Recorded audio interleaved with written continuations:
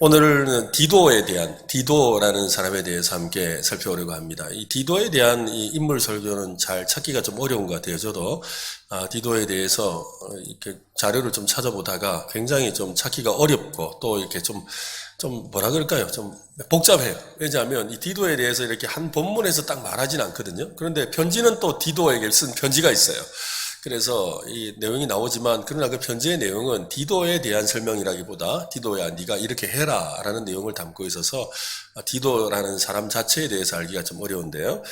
그러나 좀 우리가 함께 오늘 좀 배우는 유익한 시간이 될 수 있을 것 같습니다. 성경에 아마 여기저기 좀 왔다 갔다 하기도 하는데 그러나 좀 유익하게 배우는 시간이 될 것 같습니다. 사도 바울이 기록한 신약 성경 중에 디모데 전후서와 함께 목회 서신에 속하는 책이 바로 디도서입니다.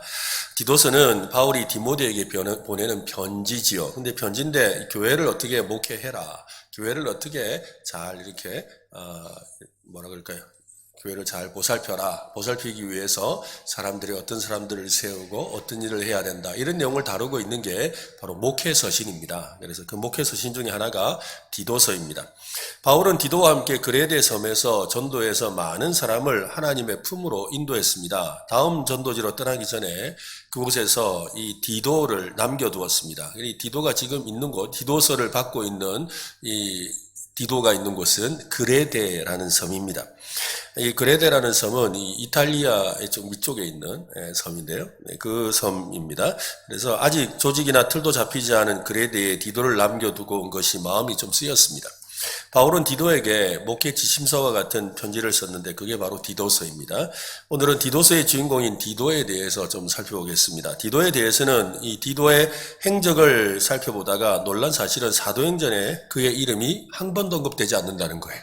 아니 책에 적을 정도면 좀 대단한데 디도가 한 번도 안 나와요. 이 디도라는 이름은 비슷한 이름이 디도, 유스도 또 뭐 몇 가지 이름이 있습니다. 그러나 그건 이 디도를 말하는 건 아닙니다. 그리고 이 디도는 그때 당시에 로마식 표기로 하면 티투스라고 하니까 또 로마 이 장군의 이름을 생각나기도 하는데 어찌되었건 이 디도라는 사람은 사도행전에 기록이 나오지 않는 사람입니다.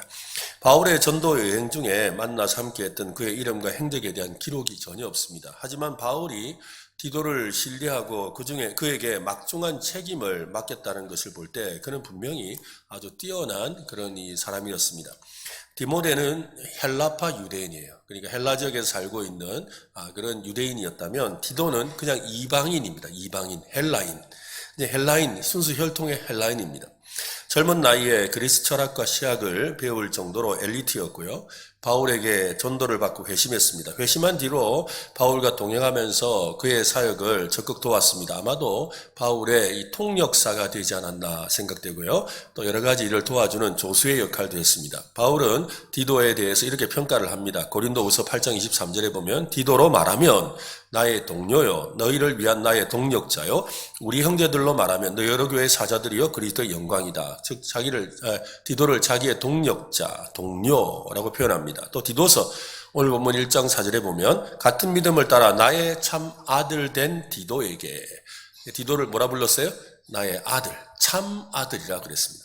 디도는 이방인 출신이라고 했지요. 그래서 그는 할례를 받지 않았습니다. 디도의 할례 문제와 관련된 기록이 갈라디아서에 나옵니다. 예루살렘에서 열린 그 모세의 율법과 할례 문제를 두고 회의가 열렸는데 그때 바울과 이 바나바와 함께 이 디도가 참석했습니다. 그는 예루살렘에 있는 유대인 그리스도인들에게 이 할례 문제로 공격을 받고 강요를 당했어요. 아니 바울을 따라다니려면 할례를 받아야지 할례도 안 받는 사람이 따라다니면서 하면 되나? 이러면서 할례 받아라! 이러는데 끝까지 이 바울이 중간에서 가로막았지요. 그래서 그는 할례를 받지 않았습니다. 갈라디아서에 보면 그런 기록이 나와요. 14년 후에 내가 바나바와 함께 디도를 데리고 다시 예루살렘에 올라갔나니 계시를 따라 올라가 내가 이방 가운데서 전파하는 복음을 그들에게 제시하되 유력한 자들에게 사사로이 한 것은 내가 다름질하는 것이나 다름질한 것이 헛되지 않게 하려 함이라. 그러나 나와 함께 있는 헬라인 디도까지도 억지로 할례를 받게 하지 아니하였으니 그러니까 억지로 할례를 받게 막 하는데 자기가 중간에서 가로막았다라는 것을 기록하고 있습니다. 그때 바울은 이방인 개종자에게 할례가 필요하지 않음을 강력하게 주장하고 적응하고 있었기 때문이지요.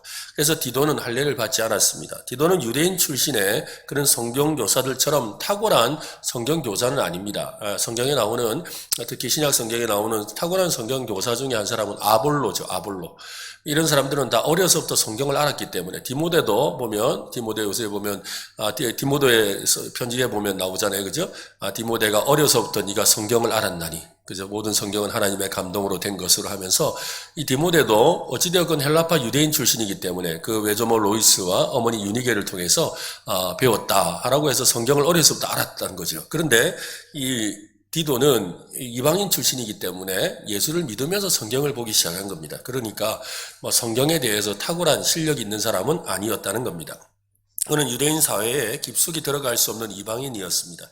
당시 기독교 지도자들 사이에서 큰 역할을 담당할 수 없었죠. 왜냐하면 당시에 웬만한 사람들은 다 유대인 출신의 그리스도인들이었으니까요. 하지만 누구보다 탁월하게 성도들을 돌보고 섬기고 헌신하는 일에 앞장섰던 사람입니다. 바울은 디도를 굉장히 신뢰하고 또한 교회를 돌보고 세우는 일을 그에게 특별하게 맡겼습니다. 신약 성경 곳곳에 이 디도가 잠깐씩 등장하는데요. 그는 바울의 아주 충직한 심부름꾼으로 등장합니다. 교회의 문제를 해결하고 든든하게 세우는 그런 일종의 목회 역할을 하는 목회자였지요. 우리로 치면 아마 부목사님 정도 되는 것 같아요.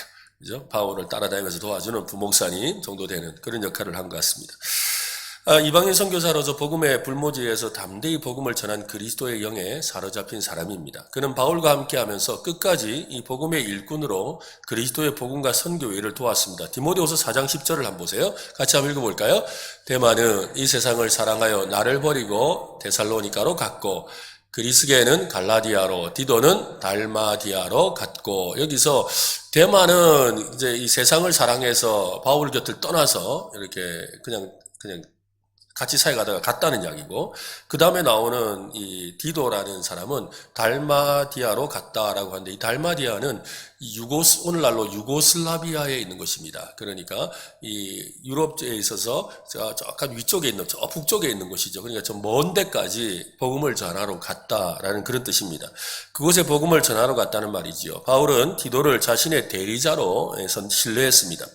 고린도 교회가 갈등이 참 많은 교회입니다. 고린도 교회는 성령에 충만한 역사도 있었지만 성도들 간의 갈등과 문제도 많았던 그런 교회인데요. 그 갈등을 해결하고 또한 성도들로 하여금 이 예루살렘 교회의 어려운 일을 돕기 위하여 헌금을 모아서 전달하고 또 교회를 조직하는 그런 여러 가지 일을 도맡아서 했던 사람입니다. 노년에 그는 94세의 나이로 죽었는데요. 노년에 이제 사도 바울이 죽고 나서 그는 자기가 목회했던 그레데로 돌아가서 그곳에서 94세까지 살면서 복음 전하다가 죽은 것으로 나옵니다. 사도행전 28장은 바울이 그토록 바라던 로마에 도착해서 집에 감금된 채로 복음을 전하는 것으로 마무리됩니다. 하지만 로마에서 투옥된 이후에 곧바로 그의 생을 마감하지는 않았습니다. 로마에서 1차로 투옥되고 나서 28장에 나오는 로마의 이 가정집에 이렇게 가택연금 상태에 있었거든요. 가택연금 상태에 있으면서 한 2년 정도를 이렇게 있다가 석방이 됩니다. 그는 일찍이 품고 있던 선교의 비전, 그죠? 땅 끝으로 가기 위해서 그는 서바나, 우리로 치면 스페인, 그죠? 이 스페인에 있는 그쪽으로 가게 되죠. 그래서 스페인을 포함해서 한 차례 선교 여행을 가게 됩니다. 근데 그 선교 여행은 성경에 기록되어 있지 않습니다. 성경에 기록되지 않은 이 바울의 4차 선교 여행은 디도와 관련이 있습니다. 63년에 로마에서 석방되어서 64년에 서바나 선교를 하고 65년에 그레데에 가서 선교를 합니다. 그때 디도를 그곳에 남겨둔 거지요. 그리고 66년에 빌레몬서의 배경이 되는 골로새를 방문하고 에베소 교회와 빌립보 교회를 방문한 뒤에 디모데 전서와 디도서를 기록합니다. 그리고 67년에 다시 바울이 로마 감옥에 투옥되게 됐지요. 그때 마지막으로 디모데 후서를 쓰고 그리고 순교를 하게 됩니다. 그러니까 바울은 그 드레데 셈에서 선교 사역을 펼친 다음 뒷일을 디도에게 부탁을 한 겁니다. 교회를 든든히 세우고 일꾼을 세우는 일을 하도록 말입니다. 바울은 디도가 그 일을 충실히 잘 해내고 있음을 확신하지요. 그와 그레데 교인들을 독려하기 위해서 편지를 썼는데요. 오늘 본문 1절로 4절 한 번 더 읽어봅시다. 1장 4절 시작. 같은 믿음을 따라 나의 참된 아들 된 디도에게 편지하노니 하나님 아버지와 그리스도 예수 우리 구주로부터 은혜와 평강이 내게 있을지어다. 바울이 얼마나 디도를 신뢰했는지가 이 구절에서 느낄 수가 있습니다. 나의 참 아들 된 디도라고 합니다. 바울은 결혼을 하지 않았기 때문에 자식이 없습니다. 그에게는 영적인 아들이 몇 명이 있습니다. 그게 3사람이 나오는데요. 제일 첫 번째 장남택으로 생각하는 아들은 누구겠습니까? 디모데. 네. 그리고 두 번째로 생각하는 아들은 이 빌레몬서에 나오는 이 사람이기도 하지요. 이 빌레몬의 종이었던 사람이죠. 오네시모라는 사람이에요. 그리고 세 번째가 바로 이 디도입니다. 근데 이 디도에 대해서 특별히 참 아들이다라고 하죠. 그 말은 바울이 직접 전도하고 신앙으로 양육한 사람이다라는 뜻이죠. 그러니까 내가 직접 전도해서 네가 예수 믿고 구원받아서 나와 함께 지내고 있다라는 그런 의미를 갖고 있는 거예요. 그러니까 굉장한 이 아들이라는 의미죠. 한마디로 애제자라는 뜻이죠. 아끼고 사랑하는 제자. 자신의 분신과도 같은 동력자입니다. 디도는 바울과 한 마음으로 섬기는 그런 사람이었습니다. 무엇보다 바울에게 디도는 위로의 사람이었습니다. 한번 볼까요? 위로의 사람이다. 네, 위로하는 사람이었어요. 고린도후서 7장 13절에 보면 이로 말미암아 우리가 위로를 받았고 우리가 받은 위로 위에 디도의 기쁨으로 우리가 더 많이 기뻐함은 그의 마음이 너희 무리로 말미암아 안심함을 얻었음이라. 그러니까 디도로 인해서 위로를 받고 기쁨을 얻었다는 거예요. 또 고린도후서 7장 5절로 7절 앞부분이죠. 우리가 마게도냐에 이르렀을 때 우리의 육체가 편하지 못하였고 사방으로 환난을 당하여 밖으로 다툼으로 안으로는 두려움이 있었다. 마게도냐에서 이유를 알 수 없지만 어떤 핍박을 받는 상황이 있었던 것 같습니다. 그러나 낙심한 자들을 위로하시는 하나님이 누가 오므로? 디도가 오므로. 그러니까 디도가 와서 어떻게 했다는 거예요? 하나님의 위로를 전했다는 거예요. 디도가 오므로 우리를 위로하셨으니 그가 온 것뿐 아니요 그가 너희에게서 받은 그 위로로 위로하고. 그러니까 뭐예요? 디도가 그 사람들에게 고린도 교회 사람들에게 위로를 줬던 거죠. 근데 그 위로를 줬던 그 위로로 나에게도 위로를 줬다는 거예요. 그리고 너희의 사모함과 애통함과 나를 위하여 열심히 있는 것을 우리에게 보고함으로 나를 더욱 기쁘게 하였다. 위로를 넘어서 기쁨이 되었다라는 거지요. 바울에게도 쉽지 않은 순간들이 있었습니다. 사역에 위기를 느끼는 순간들이 있었습니다. 힘들고 어려운 일은 겹쳐서 찾아오지요. 그렇지 않습니까? 그죠? 뭐가 이렇게 자꾸 일이 꼬이잖아요. 바울도 사역이 항상 성공적인 것은 아니었습니다. 그래도 사람인지라 위로가 필요했죠. 주님의 위로하심이 필요했습니다. 그런데 여러분, 주님의 위로는 누구를 통해 올까요? 사람을 통해 옵니다. 주님의 위로는 하늘에서 뚝 떨어지는 거 아닙니다. 누구를 통해 온다고요? 사람을 통해. 그러니까 여러분들이 다 누구한테서? 사람한테 위로받아야 돼요. 특별히 누구의 사람? 주님의 사람으로부터. 그러니까 또 우리는 또 누군가에게 위로의 사람이 될 수도 있는 거죠. 우리는 주님을 위해 섬기고서 상은 하늘에서 받으면 된다 그러죠. 아이고, 손뼉도 치지 마세요. 우리 하늘에서 상 받을 거니까 손뼉도 치지 마세요. 그러면 상 떨어집니다. 내가 하늘에서 상 못 받습니다. 그래요. 여러분, 하늘에서 우리는 무슨 상 받지요? 하늘에서 우리가 무슨 상 받으세요? 아니, 상 받는 건 알고 상 받는다 소리 해야 될 거 아니에요. 하늘에서 어떤 상을 받죠? 승리의 면류관을 쓰잖아요. 승리의 면류관. 그죠? 승리의 면류관을 쓰는 거예요. 예, 내가 이렇게 잘 이기고 견뎌내었음에 대한 승리의 면류관을 쓰게 되죠. 그러면 하늘에서는 승리의 면류관이라는 상을 받는다면, 그죠? 우리가 이 땅에서 받는 상도 있는 거예요.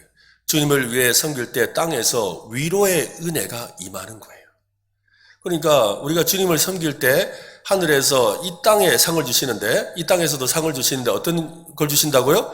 위로를 주신다고, 위로. 사실 저도 지난 금요일 날 참 위로를 받았는데요. 위로를 받으면 참 좋아요. 사역하는 기쁨이 있고 또 힘껏 주님을 섬기고 싶은 마음이 생기죠. 위로의 사람들을 보내주셔서 그 위로의 사람들을 통해서 위로받으면 힘납니다, 여러분. 목사도 위로받아야 돼요. 여러분만 위로받아야 되니까 저도 위로받아야 돼요. 다 위로받아야 돼요. 그게 누구의 위로예요? 사람 위로가 아니라 하늘로부터 오는 위로인 거죠. 바로 그래서 여러분 옆 사람에게 말씀하세요. 위로 받으세요. 네, 한 번 더 위로 받으세요. 한 번 더 합시다. 위로하겠습니다. 한 번 더 합시다. 위로해 주세요. 예, 그죠? 위로받아야 되는 거예요. 그게 상이에요, 하늘의 상. 그러니까 하나님은 항상 사람을 통하여 하늘의 상을 주시는 거예요. 이 땅에서. 그 위로를 받게 하시는 거예요. 여러분, 그 위로를 받고 또 위로하는 하나님의 사람 되시기를 바랍니다. 그죠? 네. 하늘의 상은 아까 승리의 면류가 아니고 이 땅에서 받는 것은 위로의 은혜라고 했습니다. 디도는 바울에게 주님께서 보내주신 위로의 사람이었던 거지요. 바울은 디도를 통해 자신의 받은 위로에 대해서 이렇게 말을 합니다. 고린도후서 8장 16절 같이 한번 읽어봅시다. 시작. 너희를 위하여 같은 간절함을 디도의 마음에도 주시는 하나님께 감사하노니. 여러분, 최고의 위로는 공감하는 것이죠. 공감하는 것.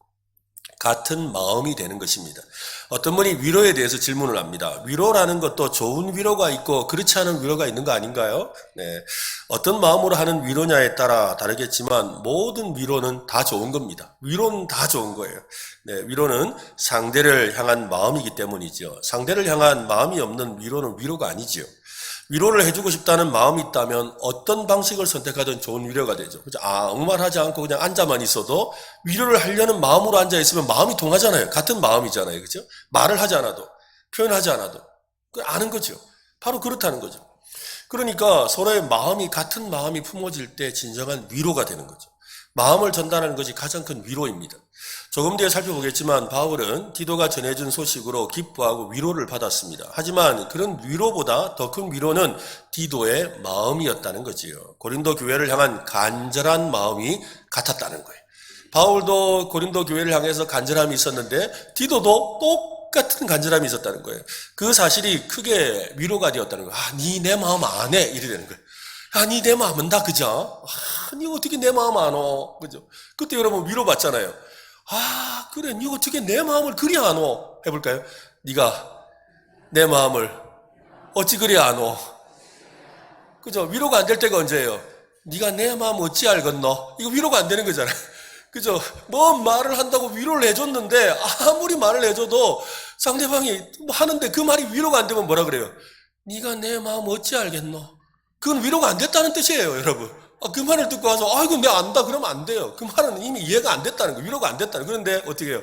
야, 그래 어째 니하고 내 마음이 같다 그자? 이러면 위로된 거예요, 지금. 맞죠? 한번 옆 사람에게 다시 한번 더. 당신 마음이 내 마음 같네. 내 위로받는 거예요, 그게. 그게 위로받는 거라고요. 그게 위로받는 거. 바로 그랬다는 것이죠. 우리는 모두 위로가 필요한 사람입니다. 위로는 마음을 알아주고 마음을 같이 하는 것에서 시작합니다. 위로의 주님께서 우리의 마음을 알아주시듯이 우리의 마음을 알아주는 가족, 친구, 지체들을 만나는 위로의 복을 받으시기를 바랍니다. 그리고 우리도 디도처럼 마음을 같이 하여 위로하는 성도들이 되시기를 또한 바랍니다. 고린도후서에서 바울은 예루살렘 교회를 위해 구제헌금을 모으는 일을 마무리할 것과 그 연보를 속히 전달할 것을 당부합니다. 그 연보는 적은 금액이 아닙니다. 그 연보를 전달할 사람 중에 대표자로 디도를 청거하면서 너희를 위하여 같은 간절함을 지녔다라고 했습니다. 바울의 이 간절한 마음을 디도도 품고 있었다는 말이지요. 어떠한 간절함이었겠습니까? 어떤 간절함이었을까요? 고린도 교회와 성도들을 향한 뜨거운 사랑을 말하는 거예요. 그러니까 바울도 고린도 교회 성도들 생각할 때 뜨거운 사랑이 있었는데 이 디도도 그런 사랑이 있었다는 거죠. 디도는 바울의 간절함을 공감했을 뿐만 아니라 더욱 간절한 마음을 품었다고 그러죠. 17절 고린도후서 8장 17절인데 한번 더 읽읍시다. 시작. 그가 고난을 받고 더욱 간절함으로 자원하여 너희에게 나아갔고 더욱 간절함으로. 그죠? 더 간절했다. 이 더욱 간절함이라는 표현이 우리는 그냥 바울보다 조금 비교해서 간절함이 있었나 보다 생각하는데 헬라어 성경에서는 이루 말할 수 없는 정도의 최고의 간절함으로. 그러니까 엄청난 간절함이 있었다는 거예요. 그 간절함이 고린도 교회에 가는 것을 자원하게 만들었습니다. 당시 고린도 교회는 바울의 권위에 대해 의심하고 있었고 크고 작은 문제로 인해 아주 힘든 상황이었습니다. 그런 교회에 파송되는 것을 좋아할 사람은 아무도 없지요. 여러분 그렇지 않겠어요? 누구나 문제 없는 곳에 가고 싶지 누가 문제 많은 곳에 가고 싶겠어요? 나라도 안 가고 싶어요.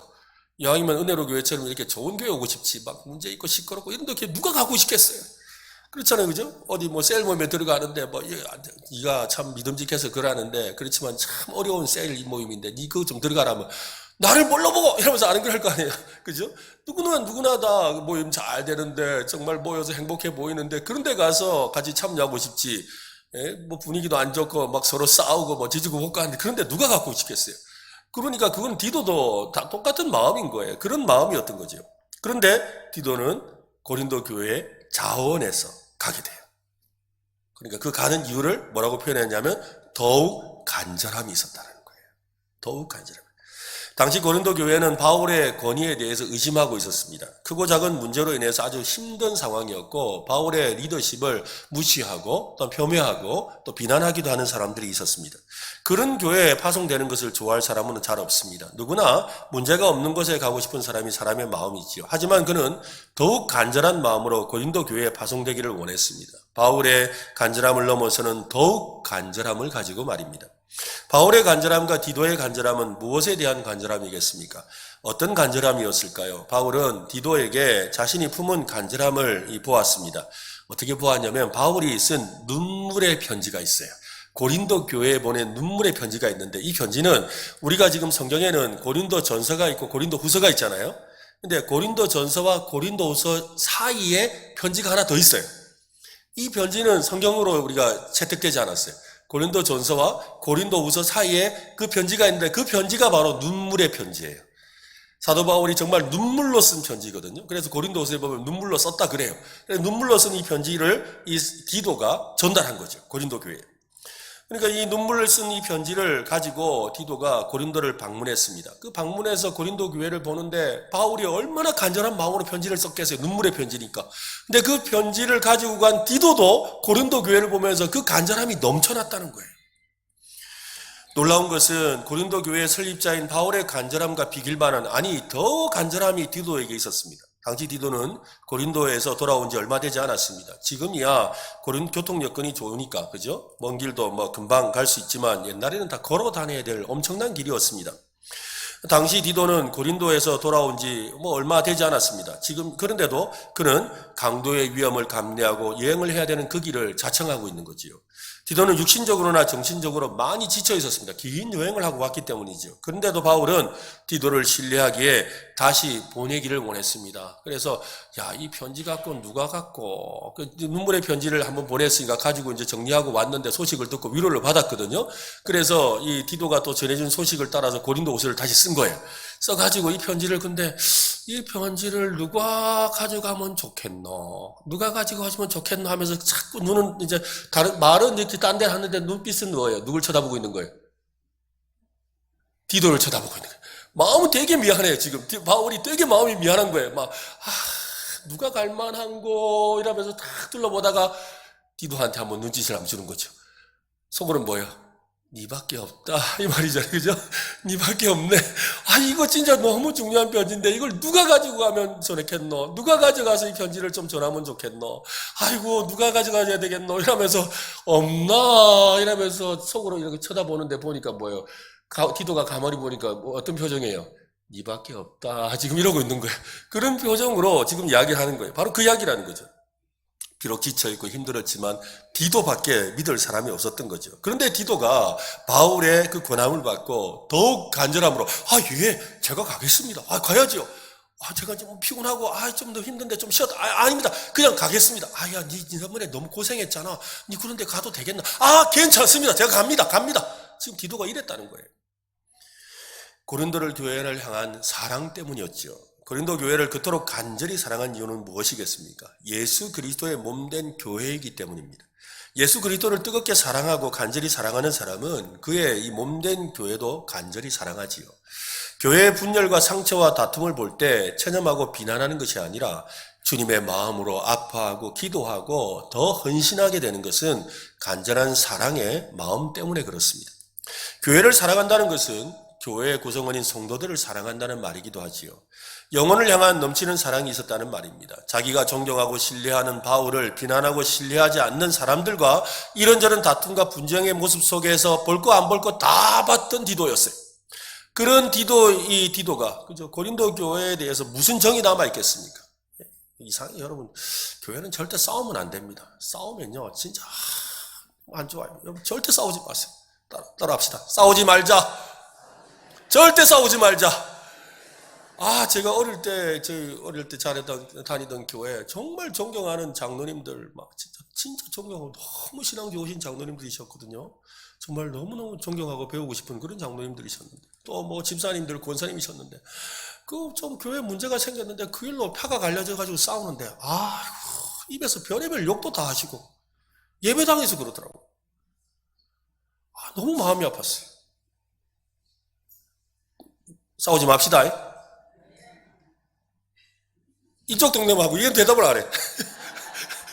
싸우지 맙시다. 네, 싸우면 안 됩니다. 네. 근데 고린도 교회가 그래 싸운 거예요. 그러니까 얼마나 만정이 다 떨어졌죠. 만정이 다 떨어졌어요. 그런데 디도가 그 교회를 가겠대요. 그 교회를 가서 또 섬기겠다는 거예요. 무엇 때문에? 그 교회가 예수님의 몸된 교회이기 때문에. 예수님이 사랑하시는 교회이기 때문에. 그래서 디도가 가겠다는 거예요. 예수님을 향한 그 사랑의 마음이 간절했다는 거죠. 너무너무 간절했다는 겁니다. 여러분, 이 간절함이 오늘 우리에게도 있기를 간절히 바랍니다. 그래서 교회와 성도들을 사랑하시는 예수 그리스도의 사랑, 그 사랑이 바울을 강권하였듯이 디도를 강권하였죠.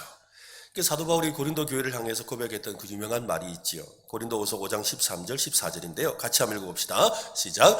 우리가 만일 미쳤어도 하나님을 위한 것이요 정신이 온전하여도 너희를 위한 것이니 그리스도의 사랑이 우리를 강권하시는도다. 우리가 생각하건대 한 사람이 모든 사람을 대신하여 죽었은즉 모든 사람이 죽은 것이라.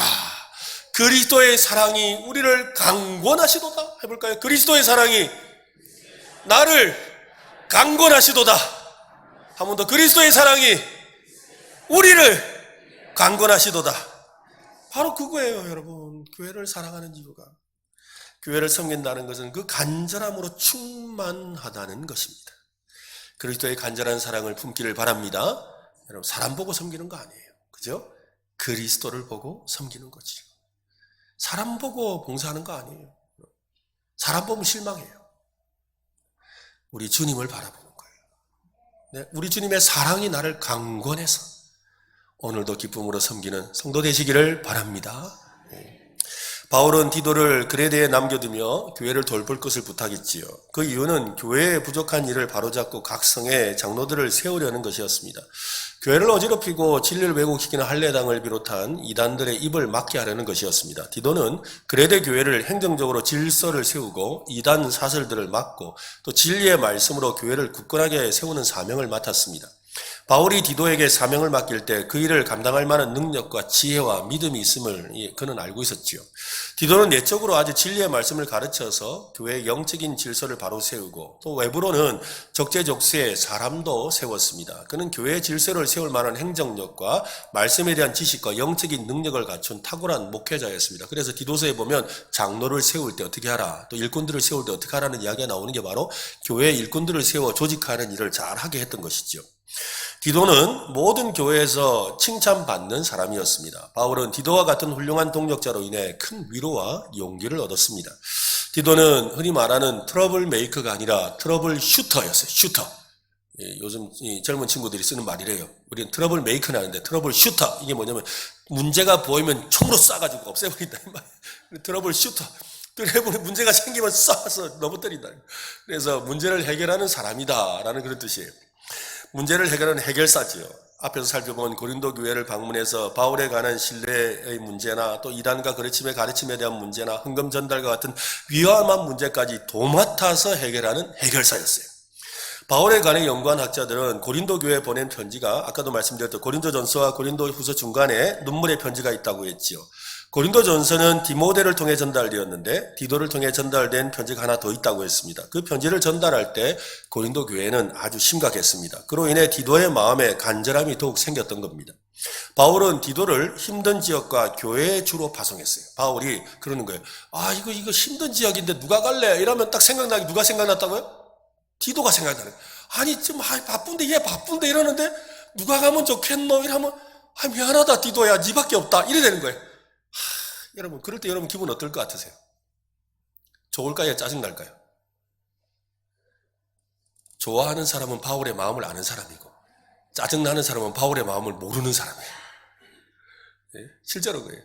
뭐 제 이야기를 해서 죄송합니다. 저도 이렇게 부목사 시절에 사역을 하는데 이제 그 수영로 교회에서 이제 행정 목사를 하다 보니까 이제 부목사 교육자들이 한 150명 되는데 그 150명을 제가 이렇게 이끄는 이제 목사죠. 제일 선임 목사인데 그 일을 하다 보면 막 부서에서 별일이 다 생기거든요. 그 일을 다 처리해야 돼요. 처리하다가 어떤 데는 이 부서 교육자가 갑자기 이렇게 비어 있는 그런 경우들이 생기거든요. 근데 이제 일반 부서에는 괜찮은데 갑자기 이제 제가 하는 동안에 외국인 예배 사역자들이 한 명씩 빠진 거예요.